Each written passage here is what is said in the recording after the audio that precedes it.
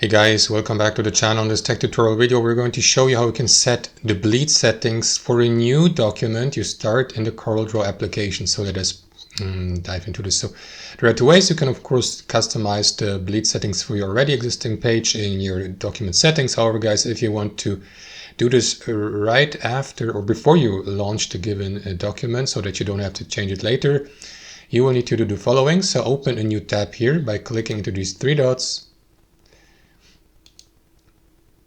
And then you may go with one of these presets here in the document settings or go with a template. However guys, to access the bleed settings, expand layout here, right? Choose the paper type and enable bleed and set the bleed here. Right, you can, I don't know, go with a custom value here, click into OK, and you will see the bleed for your new document here in a new tab.